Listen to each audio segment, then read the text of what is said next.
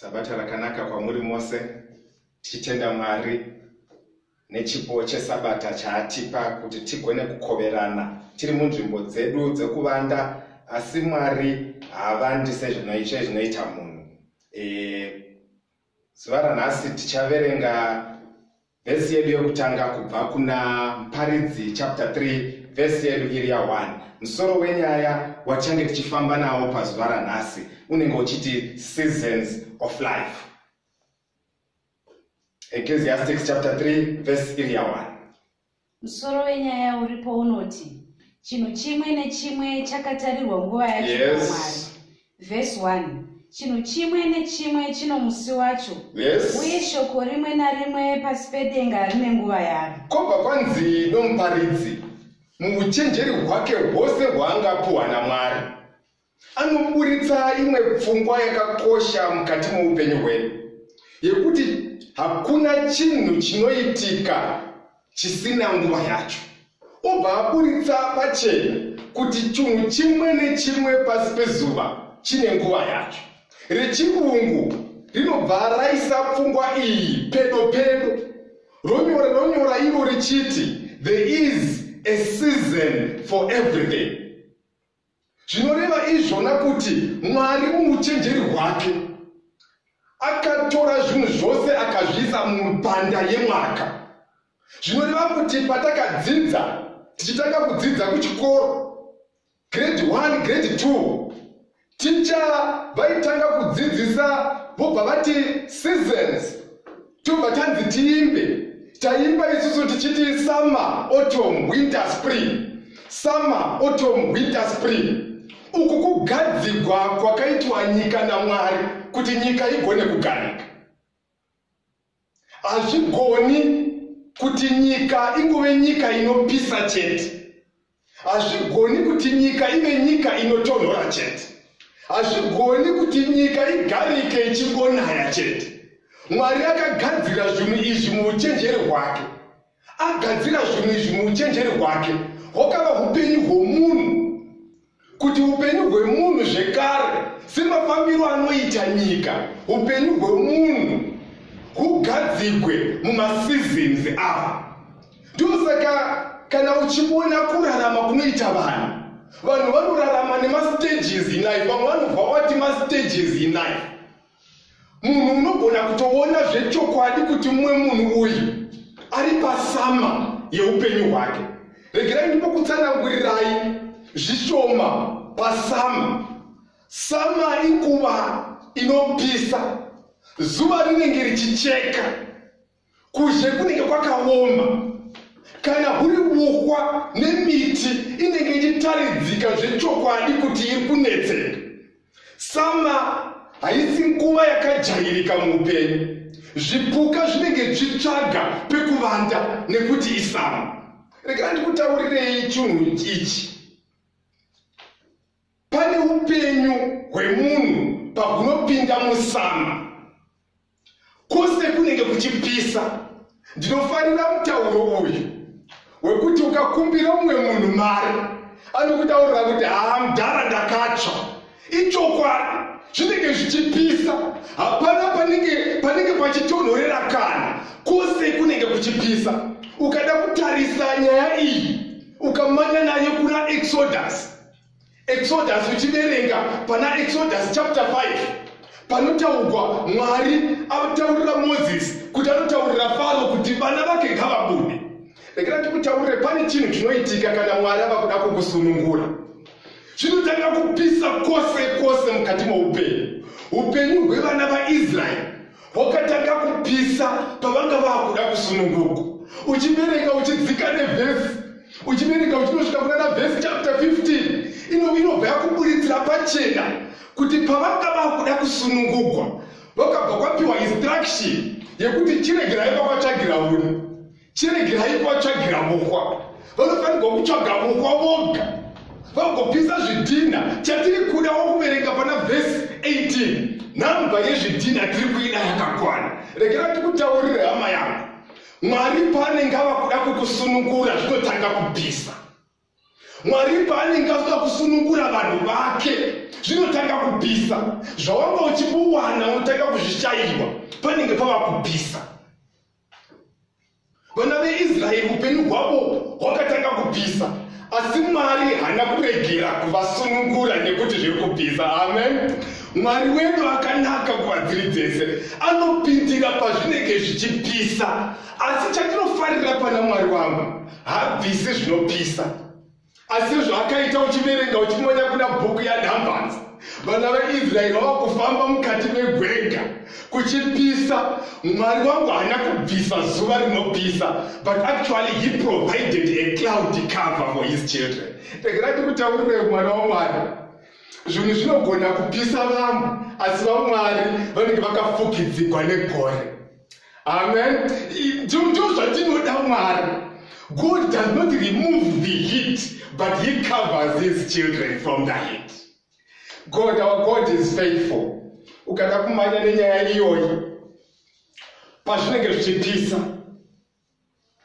obva waverenga kuna Mark chapter 14. Mark chapter 14 unosangana naJesu pazvanga zvichipisa. Jesu anopinda muGetsemani. MuGetsemani paanopinda Jesu, zvanga zvakakupisa paya. Jesu anopinda kunonamata, achinamata munamato uyu. Lord, if it is your will, kapu iyi yanyanya kupisa iyi. Dini makuibvise, azviti here kuti muibvise, but not my will, but thy will. Pana vhesi achidzoka pavadzidzi vake, kuna vhesi 38. Achidzoka, zvichokwadi pavanga pava kupisa, anowana vadzidzi vake vakavanda. Mark chapter 14 verse 38, anobva ataura nevadzidzi vake, makoniwa kurinda nemi here for just 1 hour. Vadzidzi vake vavata. Bhaibheri rangu rinobva rati nemaziso avo akava kurema nekuti zvanga zvapisa. Kunobva kwanzi the spirit is willing but the flesh is weak. Ndikati ndikutaurire munhu waMwari, kana zvapisa zvechechi zvinenge zvichidikwa mwana mweya, mweya unenge uchida zvechechi. Kubasa kunenge kwapisa, uchinzi hazviiti kuti uregere kuuya, ndiwe mukuru wekunoku. Spirit inenge ichida kusangana nevamwe, but the flesh will be weak. Regera ndikutaurire chiri kunzi flesh ichi. Chiri kunzi flesh ndichocho chinonzwa nzara. Chiri kunzi flesh ndo chinotonhorwa ichocho. Chiri kunzi flesh ndo chinogwadziwa.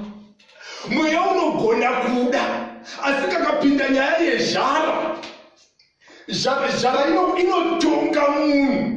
Ndosaka Jesu achitarisa vadzidzi vake, akavatarisa nechemukatikati, akaona kuti idi shasha idzi papisa hapo, vanoda kunge vakamuka nemi, asi nyama yavo yakaneta.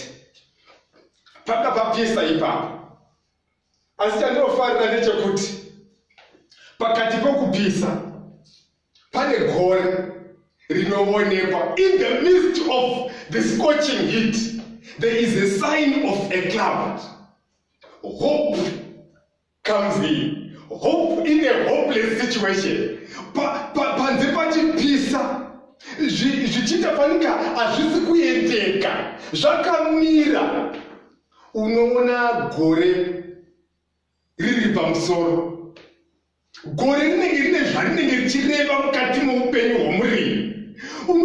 Unoona murimi ava kuona makore achigadzana, anotora hovhosi yake oenda mukati medanga, unochera manyuwa ake kuchipisa, oenda unomwaya mumunda. Zvese izvi anozviita kuchipisa.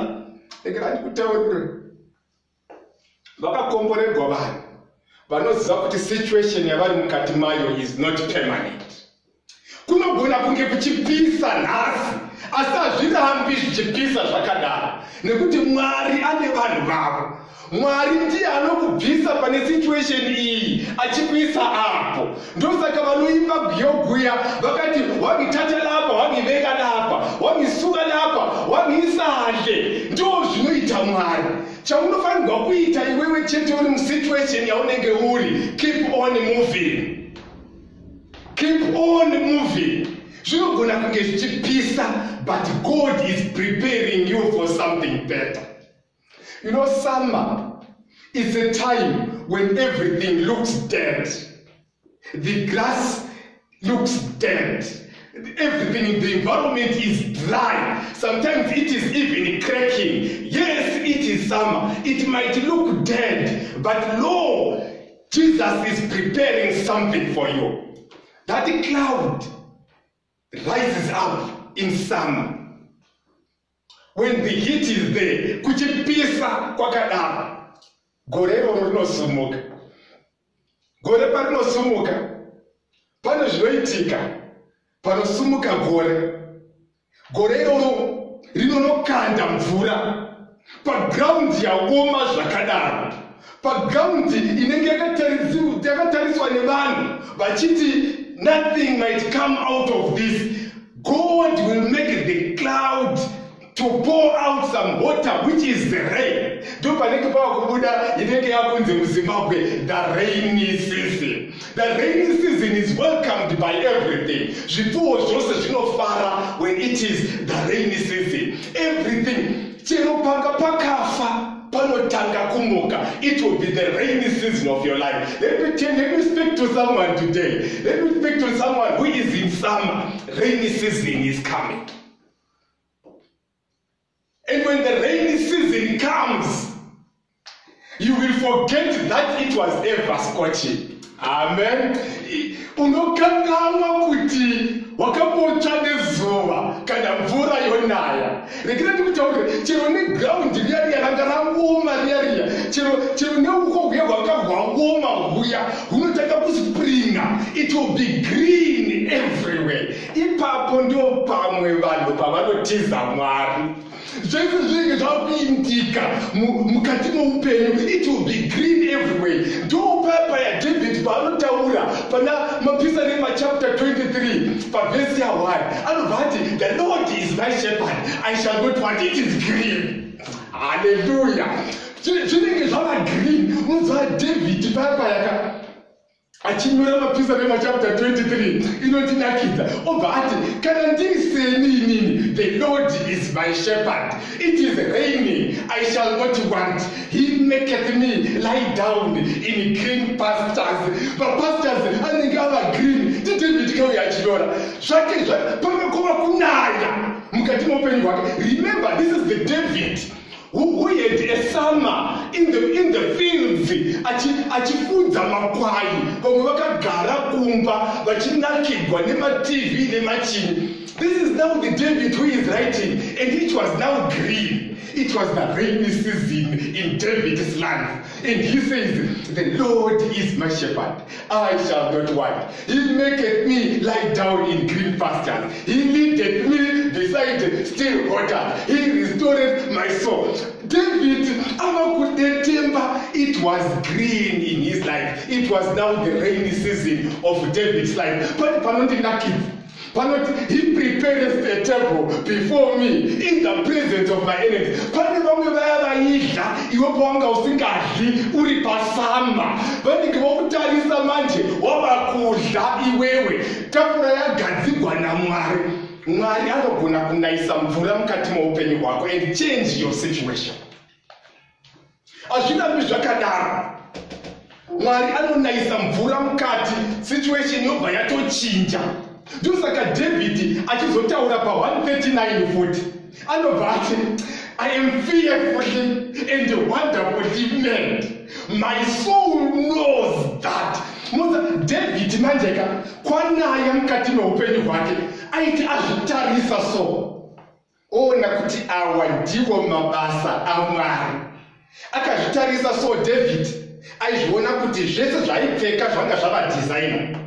Zvese zvaidya patebhuru pake yanga ava mameals, changa chisiri chikafu, anga ava mameals. Aizviona David zvinhu zvake zvanga zvava kufamba. Obva ati azvitarisa ona boots designer, trousers designer, jacket designer. Obva ati, I am fearfully and wonderfully made. Aizvifila because it had rained in his life.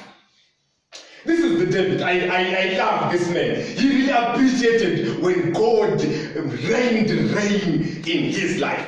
But the grand kutauriri, in situation ye rainy season, the grass is green, the trees are happy, the rivers are flowing, food is in abundance. Hakuna chauchashaiwa panguva iyi ye rainy season. Kurukupisa hongu, but inini kwangu kwa naye.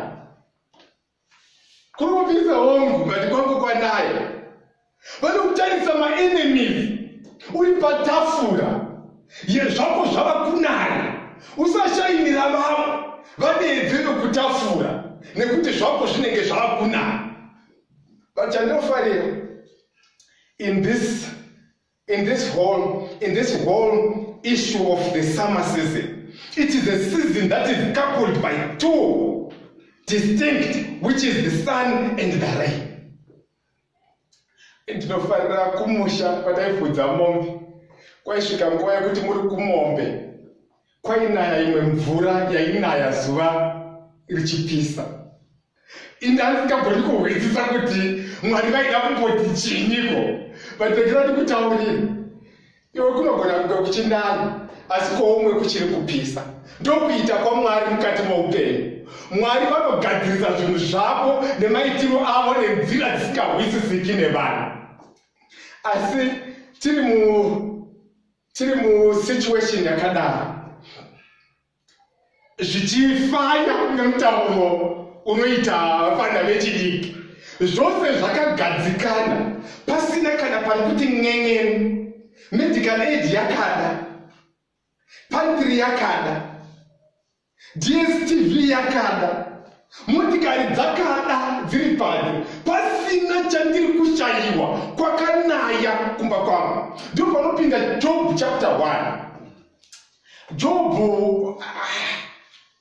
Job ukada kumuverenga, ukada haugoni kuhwisisa, nekuti zvinhu izvi zvanga zvichifambika muupenyu. Ukatoverenga chapter 1 verse 13, kunobva kwanzi, and there was a day when his sons and his daughters were eating and drinking in their elder brother's house. Amen.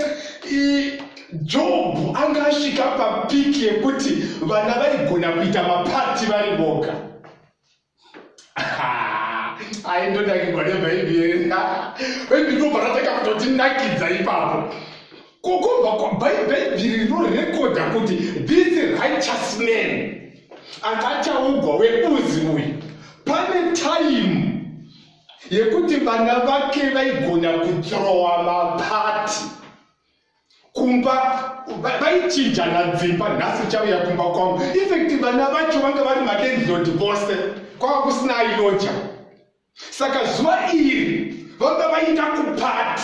It was the summer. This was not a new thing that they were doing. It was what they used to do. Nekuti kana vakuzoverenga kumberi kunonzi Job aitoti kana vabva kupati aenda kunoita masacrifices futi, pamwe pavanga vachijaivha vanogona kunge vavhiringa Mwari, which means kuti vana vanga vasiri mastrangers kunyaya dzepati. Munoona kana kwakuitwa mapati hachisisiri chikafu chokushunyira chinodyiwa kupati, vana vengamura ava vanga vachiita pati, zvinhu zvavo zvanga zvichifamba. But mukufamba kwezvinhu, soon after summer, soon after the rainy season, kwanaya zvinhu zvitaridzika muupenyu kuti zviri kufamba, comes in winter. Uchiverenga pavhesi ya14 ndopaunoona kuti Job akatopinda muwinter. Hakuna kutanga kutogwa zvinhu, kwakatanga kutogwa vanhu. Kana ndikutaurira hama yako, ndiyo nguva yakaoma yeupenyu, yekuti uine zvinhu zvako panogona kunge pasisina munhu. this is the most difficult part in life. Part isingarespecti kuti une zvinhu here kana kuti hauna. Winter comes in whether you have things or you don't have things.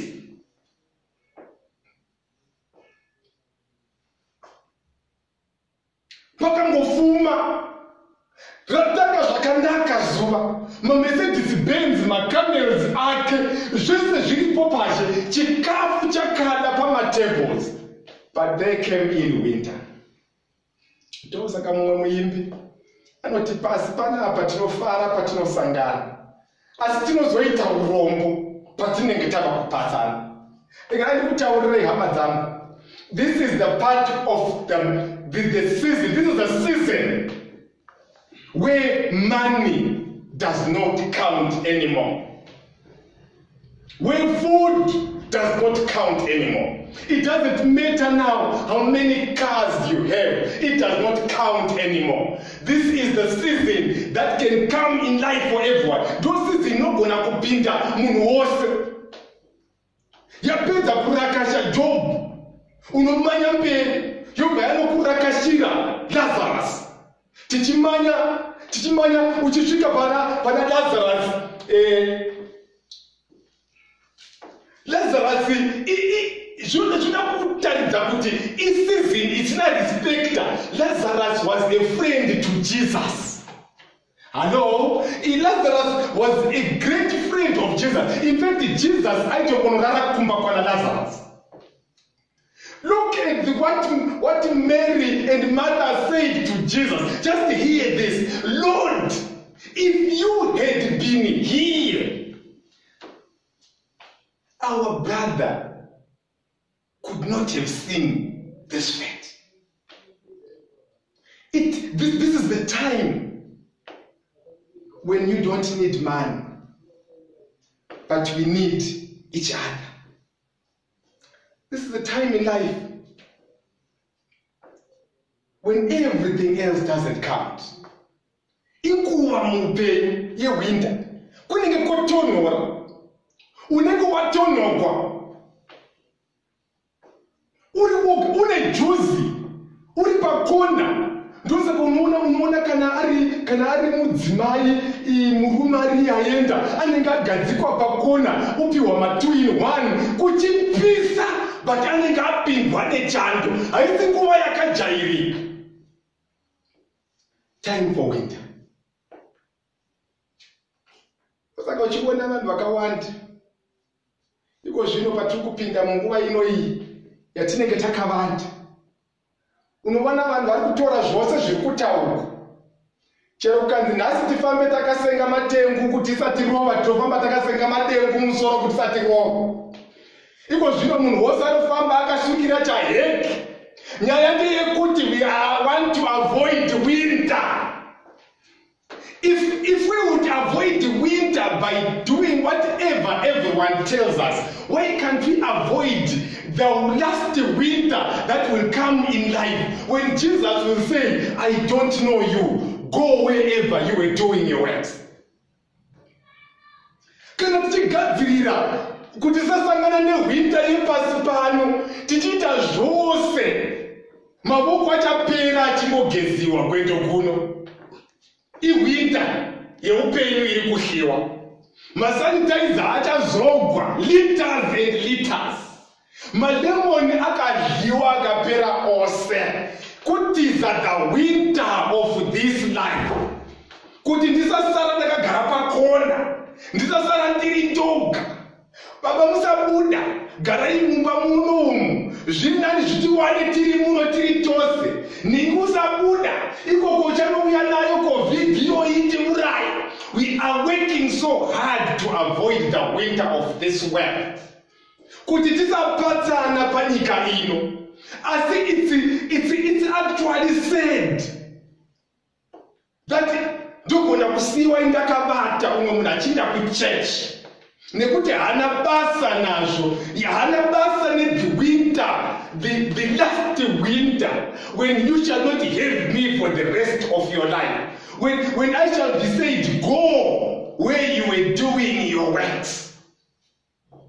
chaka chiri chichuviro changu ini hama dzangu uri munamato wangu wekuti zvatiri kuedza zvose tichiita panguva ino iyi, trying to avoid the winter part of this life, deni taigona kubatikana pawinter yeupenyu husingaperi. Panichagona kukushaya ini, ndichigona kukushaya 1,000 years in heaven, ndichibvunza Mwari, ko inini switi wangu wandairara padivi pake, tichigeza mavoko tose paCovid, tichisunga mamaski tiri tose, tichimwa malemoni tiri tose, uripi? Ndobva ndataridziwa video yekuti pamaipedza kusunga maski ndio zvaiitika izvi, pamaipedza kumwa malemons paya ndio zvaiitika izvi. Unge uri munamato wangu hama dzangu, nekukumbirira kwangu kuti tabuda mumaseasons ose, tambotsva musama, tanaigwa nemvura, Mwari atitira nyasha murainy season, tajamba the winter season of this world. Unge uri munamato wangu kuti winter iyi isakurova panyaya dzekuenda kudenga. 1 Peter ndiverengereiwo chapter 3 verse 8. Paul anobva ataura nyaya yakakosha ipapo. Ano musoro wanyaya unoti, amen, rudo nokutsungirira kutambudzika. Yeah. Verse 8. Pakupedzisira, yes, muve nemoyo mumwe mose. Iva nemoyo mumwe mose. Munzwirane ngoni. Mubva manzwirana ngoni. Mude hama. Mubva madanana. Muve nemoyo munyoro. Mubva mava nemoyo munyoro. Muzvininipisa. Amen. Kubva kwanzi pakupedzisira hama dzangu, ndiri kuda chandiri kushuvira, ivai nemoyo mumwe. Mubva madanana, mubva manzwirana tsitsi. Pakupedzisira ndinowedzera ndobva ndati pakudanana mubva manamatirana. Amen. Haisi nyaya iyi, regerai ndikutaurire hama dzangu pakupedzisira. Kana ndiri musama, ndinamatirewo. Ukandiona ndaburitswa musama naMwari, zvangu zvanaya, kwakunaya, ndinamatirewo. Kana ndapinda hangu muwinter yepasi pano, ndinamatirewo. Ende munamato mukuru watinofanirwa kunge tichinamatira ndezvekuti winter season iyi isave yepatinenge tava kuda kuenda kudenga. Hama dzangu, I want to meet you in heaven. All the precautions that we are taking in this immediate life to live longer, let's take those precautions so that everyone will be found in heaven. It is my prayer that one day tinogona kuzotaura dzave nyaya idzi. Hapana here anoda kutaura nyaya dzeCovid neni tava kudenga. Tava kutaura vanaitaita kuti ini makaona zvemhazvimi, makaona zvemakunguvo, isi kune chakarova vamwe chakachisingaonei pasi chikarova chikapedza vanhu yachainzi Covid. Haudi here kumbonoudza Paul nyaya kuti iwewe Paul, iwewe wakarumwa nenyoka paya ukararama, but isu takapfeka mamaski tikararama paCovid. Amen. Haudi here iwewe kunoudza Peter kuti Peter, wakaneta hapo paya uri padhuze naJesu, asi isu takanamata takungohwa nezvaJesu tikabuda pane rimwe denda rainzi Covid. Haudi here? Kana chiri chishuviro chako, tichatora nguva inoyi kuti tinamate. Ngatinamatei. Baba vedu vakarurama vari kumusoro kudenga, mufaro wedu kuti mukati moupenyu makaisa maseasons iwawa, summer, autumn, winter nespring. Tazviona kuti pane vamwe vari kutsva, tikazviona kuti pane vamwe vari makanaisira mvura. Tozogutsikanazve kuti pane imwe season inosvikira vamwe vose inonzi winter, inenge yatonhora upenyu. Asi tinotenda Ishe nekunamata kuti rimwe zuva tapedza zvese zvepasi rino, tigogona kutaura dzangu venhoroondo tava kumusoro kudenga. Chitibatsirai nekutanamata muzita renyu rogara nekusingaperi. Amen.